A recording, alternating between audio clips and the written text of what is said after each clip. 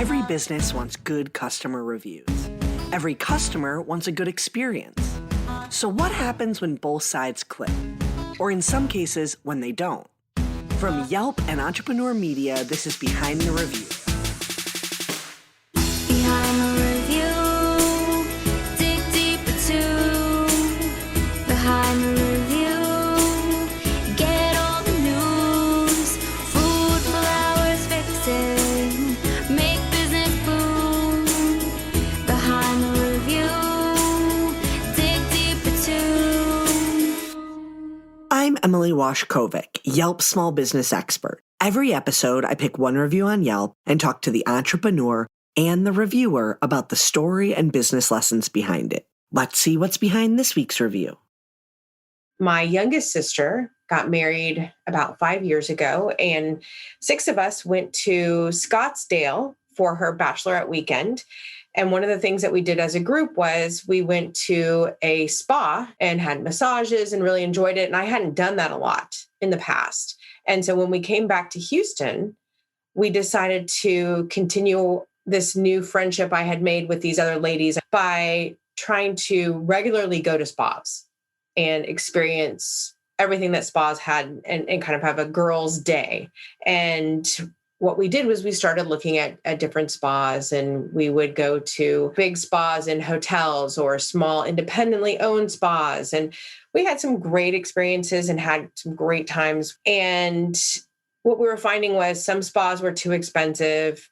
Some felt too much like a giant factory where they were just too big. We went to one where it was so tiny that they only had 2 massage therapy rooms total in the spa. There were 5 of us. So we kind of felt a little bit like Goldilocks and the 3 bears of like too big, too small, nothing was quite right. And then my middle sister, Jennifer, said, well, we could go to Milk and Honey. And I was like, oh, I've never been there. So the 6 of us went to Milk and Honey and absolutely loved everything about it. That's Melissa telling me about Milk and Honey, a spa experience that started in downtown Austin and now has 6 locations all over Texas, as well as a 7th location in LA. Melissa was visiting for a massage, but the business also offers med spa treatments, a full-service salon, and products they've created from the ground up. Let's hear Melissa's review. I love, love, love Milk and Honey. My friends and I were doing a monthly spa afternoon and had been hopping around town trying out different places. When we found Milk and Honey, there was no need to go anywhere else. I love everything about this place. Free parking in a convenient location is great. The staff is professional yet friendly. The interior is clean and well kept. The locker room is just big enough, and I've never had to wait for a shower. They have all the amenities you'd want, from a hairdryer, showers, little items you might have forgotten, etc. Someone is always tidying and cleaning the locker rooms.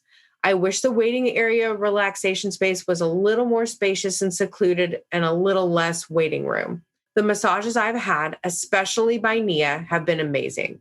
I'm absolutely in love with Nia and her ability to know how to do a massage. She's a master. I wish that COVID would go away so I could go back to my monthly subscription. I had a monthly membership, which gave me a discount for my massages. COVID has messed that up, but I'll be back there soon. Milk and Honey is truly a gem in the city of Houston. For Melissa and her friends, playing Goldilocks with local Houston spas had its hits and misses, but they finally found one that was just right. When Melissa found Milk and Honey, so much of what she loved most about the business became the amenities and the experience that added to the massage. She also has a connection to Nia, her massage therapist. Let's hear from owner Alissa on how Milk and Honey came to be. We started in 2006 after I went to grad school at University of Texas at Austin, and decided instead of having a traditional post-MBA job, I wanted to do something on my own, do something that made people feel good, and also really create a business that can prove and show you can take really great care of your employees and still be a profitable, successful business.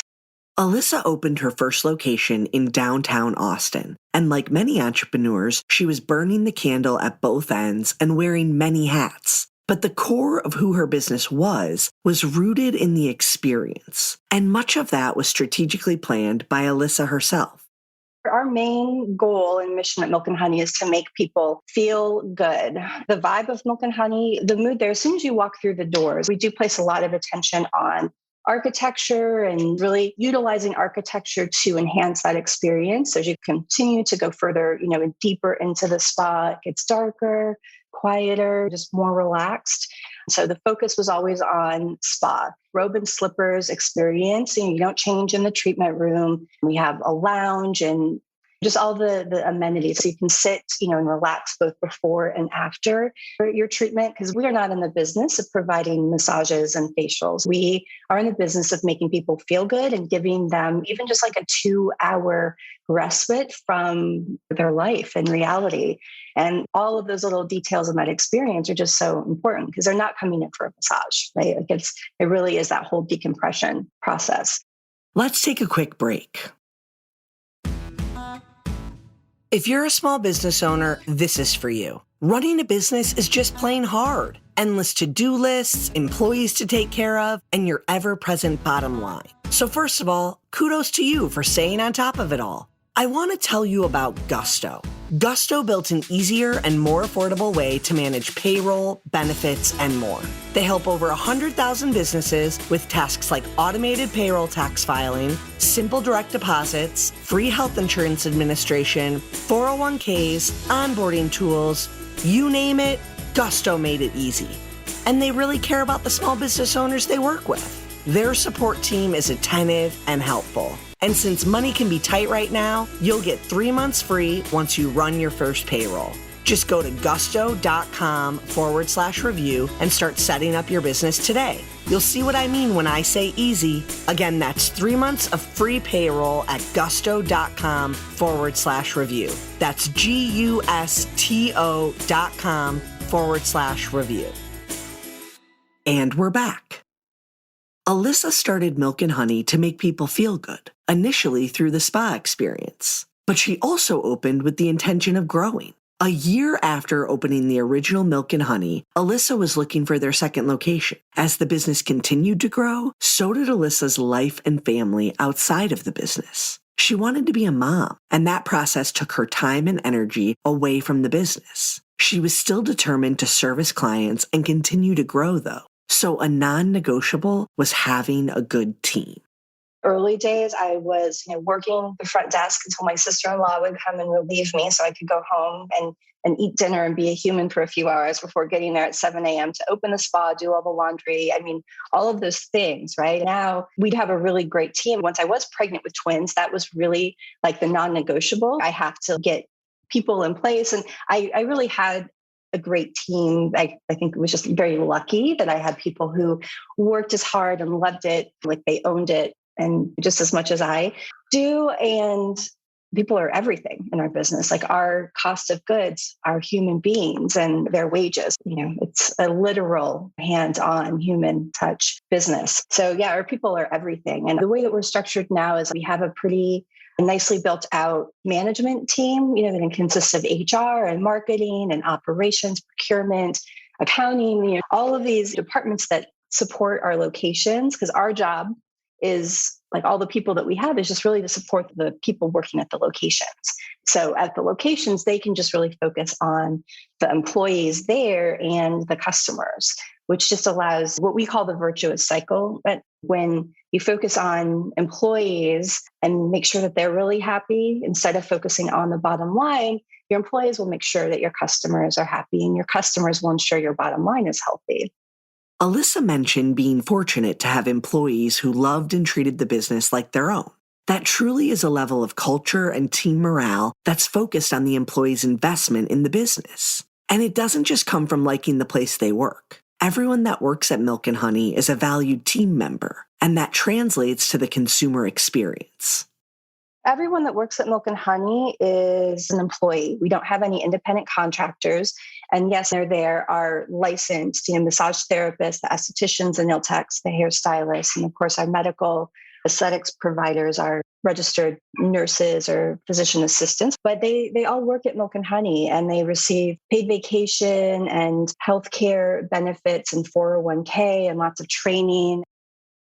So Milk and Honey has dedicated attendants that are in the locker room who are constantly picking up towels or moving any items people have just left behind, like shoes or spa robes or anything like that. And I really appreciated that because it's a relatively small space, that they are constantly making the space as clean and as tidy. And this is all pre-COVID, as clean and as tidy as possible with just your overall experience in mind. Even when the reception people would walk you into the locker room and show you all the different amenities, they made an effort to tidy things. They didn't just stay in their lane. They were like picking up items or making sure that the interior of the locker room was as clean and as tidy as possible, which I really appreciated because when I go to a spa, I'm not just paying for the massage, I'm also paying for the full experience.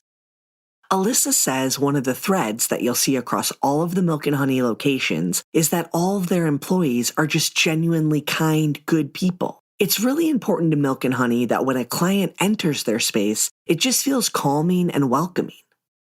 We'll be right back. Satisfying customers is top of mind for every business owner, and satisfied customers are best served by empowered, connected teams that are able to focus on their work instead of technology issues. That's why with the Galaxy Book lineup, Samsung set out to make a PC that helps you reclaim the workday and keep the positive customer reviews rolling in. Invest in your workforce. Invest in your future. Upgrade to the Galaxy Book, the PC that helps modern businesses go further. Explore the whole range at samsung.com/Galaxy Book for work.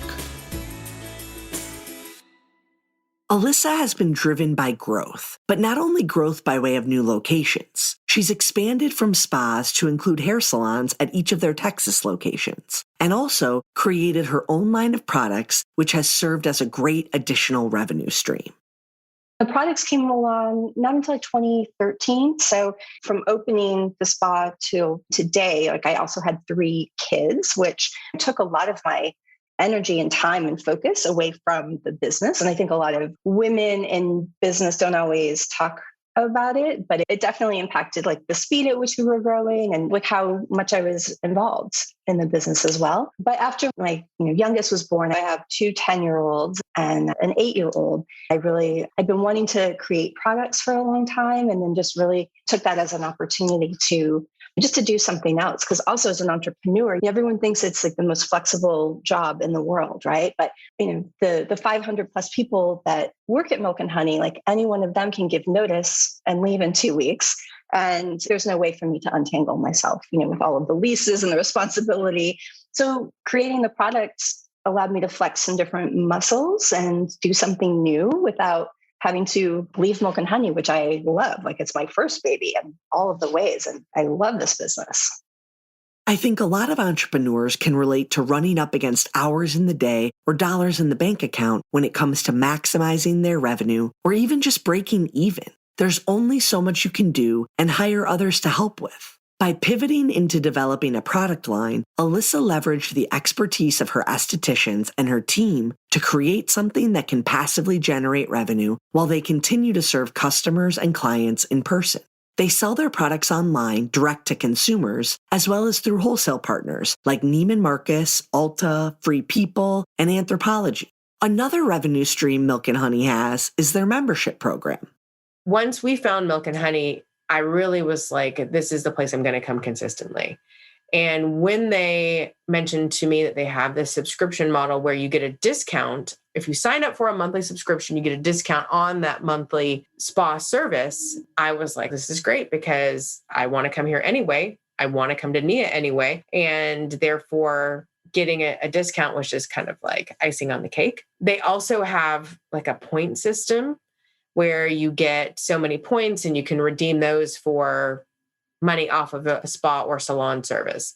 So all of those little different incentives made me go ahead and sign up for the subscription. I also really appreciated that you could cancel the subscription if you needed to. It wasn't one of those things where you go to a gym and they lock you in and then they make it incredibly difficult. Milk and Honey was extremely helpful. When COVID hit, to suspend my subscription and then to just kind of cancel it until I was ready to come back on a regular basis.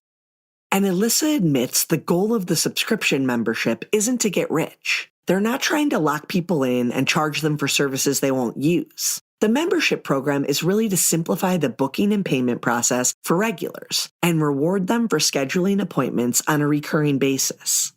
The membership is really in the background of our business. It's not something where if you come in, like there are other spas and business models where if you're not a member, you really feel it and you're paying 50% more than the members.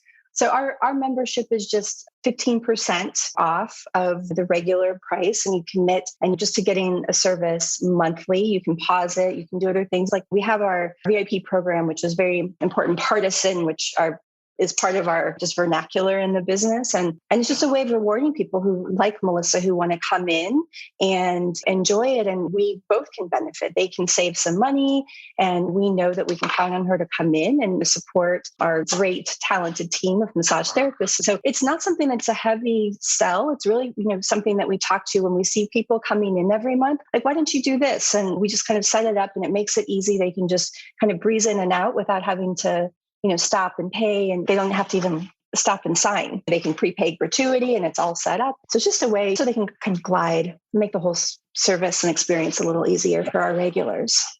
Milk and Honey is an experience. Whether you're coming in for a massage, facial, or haircut, you'll be greeted by a friendly face and brought into the business for relaxation and pampering. Melissa shared her experience because she loved it so much. After searching for the perfect spa and loads of trial and error, her and her friends had finally found it. And Melissa wanted to share that with the world. And not just with stars or words.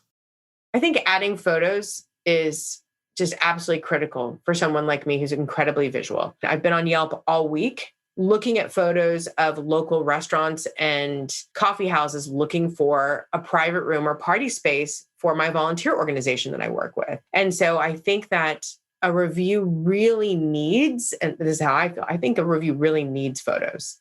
If they don't include photos, I feel like it's half a review. And that's because so many of us are incredibly visual. And I want to see not just pictures of the food, but I think it's really important to see the location. What does it look like on the outside? So when I'm driving by, I don't miss it. Or what does the parking look like? Or what does the interior look like? And I think that when I take photos and I add those things, remind me of the important aspects of what I want to see in a review. So when I go and I actually write a review, I'm reminded by the things that were important to me. So I look at my photos and I'm like, oh yeah, they have free parking. Oh, my friend broke her leg. She's in a wheelchair. There aren't a bunch of steps to get into the restaurant, or it's ADA friendly, or whatever those things are. So to me, a tip for writing a review is make sure you include photos. Make sure that they're high quality photos, not taken from your car through your windshield wipers while it's raining and at an angle, but also to include those specifics in a review. Even if you write your whole like warm and fuzzy experience or your negative experience, also include all the logistics for people like me who want to see the details. So much of what Melissa shares is to help set expectations for future customers. She anticipates what they'll be interested in knowing or what might help them have a better time, and gives them the information they need. For Alissa, reviews can be helpful and insightful, but they're also a challenge, especially when you're dealing with multiple locations and hundreds of employees. Here she is sharing a bit of advice on how you can better leverage online reviews to your advantage. In the early days when we were one location and I was doing all of the marketing and the HR and everything else on a daily basis, I had all the reviews forwarded to me, and I would kind of like hold my breath as I opened the page to read the reviews. And to be honest, I no longer read the reviews. Like there's occasions, it's not like I'm actively avoiding them, but the reviews have so much weight. There's so much anonymity in leaving a review. And we always want to reach out. Like we do our own, if you come in for any treatments at Milk and Honey, you're going to get an email that says based, on your experience, how likely, on a scale of 1 to 10, essentially like the net promoter score, right? How likely are you to recommend Milk and Honey to a friend or colleague? And that to us allows us to keep our finger on the pulse and reaching out. Like if we see people who are say like a 7, like 10, most likely 0, not recommending it at all. And we reach out to everyone because there's always something to learn and something to do. But otherwise, our managers are really well trained to follow up, but generally, just less publicly, just so we can resolve it. And then if they're happy with how we handled it, and we don't ask them, but you'll see that they'll update reviews, after it. And hopefully people will just learn. Like Yelp is a great tool to learn about like nuances and detail and other people's experience. But it's also really important that people follow up and, just allow those businesses an opportunity to do right. And I think it is a given in our business that things are going to go wrong, right? A massage therapist is going to be late to work or call in sick. And there's just sometimes where there's not enough opportunity to do appropriate client recovery. And I think that what separates, like what really matters with businesses is how they respond. Things are going to go wrong. That's a given. What really matters is how the business responds to when things go wrong. And that's what I think separates truly exceptional customer service from the average. I think you'll find too, and I've experienced this with my previous life before Milk and Honey, is that the customers who've had the biggest customer service breakdown, like a really horrific experience, when you have the opportunity to fix that and exceed their expectations, those customers are the ones that become the most loyal and fanatical. And I think that's just a given. It's just that people expect things to go correctly. And then people just like really surprising and delighting people when things, don't go as they're planned. I've heard this sentiment shared by many business owners. Sometimes the customers with the worst experiences can turn into your most dedicated clients when you take the opportunity to fix and exceed their expectations. It sucks to get a critical review. But as Alissa said, what's important is how you choose to respond. To close us out, I wanted to give Alissa an opportunity to share advice as a female and momtrepreneur. I think this advice is great for all of my moms out there starting, building, and growing businesses, but also for any parents trying to juggle it all and find work-life balance. It is one of the hardest things being a mother, but also having a business that I'm really passionate about growing. And I think more than anything, have just forgiven myself for not having balance. Like there are days where I don't feel I'm as present as I should be for my kids. But when I'm home with my kids, I don't feel like I'm being present for my business. So I have realized I'm never going to win because I'm always going to be critical because there's always more I could be doing, like either, one or the other. And I think by creating a business, I am like most days home by 4:30. I'm with my kids. I try to be present and put my phone away. And, my business is open. Like we are only closed Thanksgiving and Christmas Day, and we are open from 8 a.m. to 10 p.m. So there's really not a lot of time where I can just like unplug and feel like there's nothing there for me, right? But having a team in place, and I just started delegating everything that I possibly could and recognizing that with my business, I should only be utilizing my resources on the things where I'm adding the highest value and really contributing. And I trust my managers to respond to things appropriately. Like they're really well trained. They don't do it correctly all the time because they're also human, but just giving everyone the benefit of the doubt, but really delegating everything that you can. And I do that at home as well. We all have very limited time in the day, and making sure that you're spending your time on the most high value things. And that concludes our episode. Be sure to subscribe so you get new episodes every Thursday. I hope you enjoyed it and were able to take a thing or two away to implement in your own life. Whether it's a new idea that you can bring back to your business or a fresh perspective on how to be a positive influence as a consumer, we share these stories to inspire and create more meaningful connections in your local community. For more information about today's business or to connect with me, check out the show notes. Behind the review, dig deeper too. Behind the review, get all the news. Food, flowers, fixing, make business boom. Behind the review, dig deeper too. This episode featured conversations with Alissa Bayer, the owner of Milk and Honey, and Melissa M., a reviewer living in Houston, Texas. To learn more about the episode, check out the blog post. And don't forget to subscribe so you get an alert each Thursday when a new episode comes out. To claim your own Yelp business page and start engaging with consumers, visit business.yelp.com. Our theme song is performed by Ali Schwartz and produced by Robbie G. of Messerol Sound. The show was produced and edited by Entrepreneur Media.